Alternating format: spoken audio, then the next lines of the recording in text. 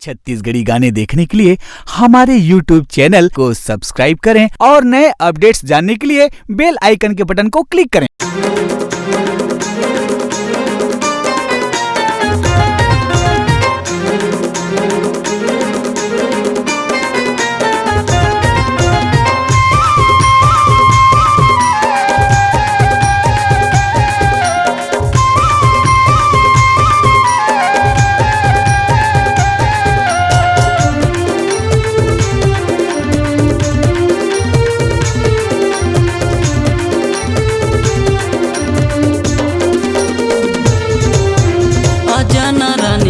आ जाना वो दिल के तोर बात पता जाना वो आ जाना रानी तय आ जाना वो दिल के तोर बात पता जाना वो तोर सुरता माँ कल पत रही थे मोर जीवरा तोर सुरता माँ कल पत रही थे मोर जीवरा।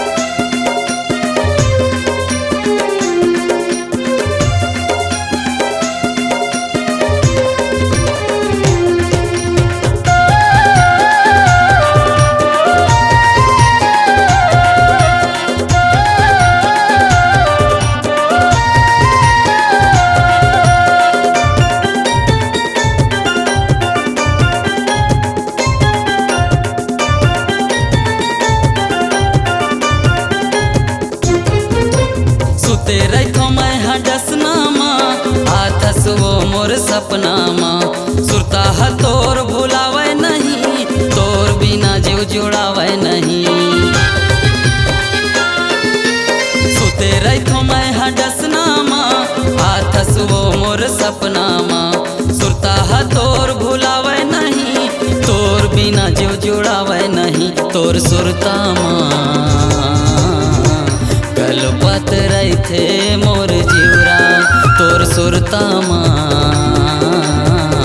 कल पत रही थे मोर जीवरा।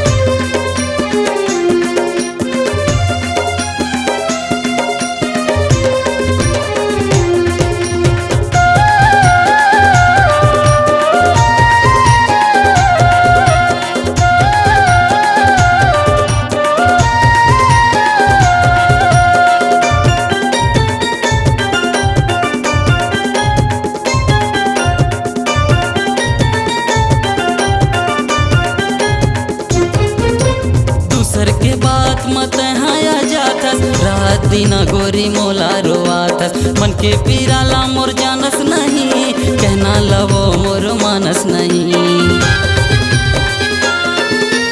दूसर के बात बात मत आ जातस, रात दिना गोरी मोला रोआतस। मन के पीराला मोर जानस नहीं, कहना ला वो मोर मानस नहीं। तोर सुरता कल पत रही थे मोर जीवरा, तोर सुरता कल पत रही थे मोर जीवरा।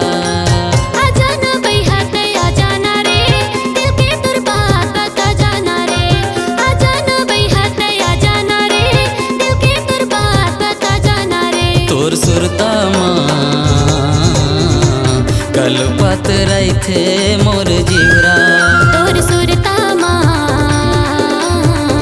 कल पत रही थे मोर जीवरा। तोर सुरता कल पत रही थे मोर जीवरा। तोर सुरता कल पत रही थे मोर जीवरा। तोर सुरता कल पत रही थे मोर जीवरा। यदि आप अपनी आवाज को एक नया आयाम देना चाहते हैं तो चले आइए मल्टी ट्रैक डिजिटल रिकॉर्डिंग के लिए AVM audio video studio Khamtarai Raipur. Mobile number 9301523929 और 7869646201। यदि आप नए एवं पुराने गीत सुनना चाहते हैं तो avmgana.com में जाकर गाना फ्री डाउनलोड करें और YouTube चैनल में AVM गाना और KK कैसेट्स को सब्सक्राइब करें।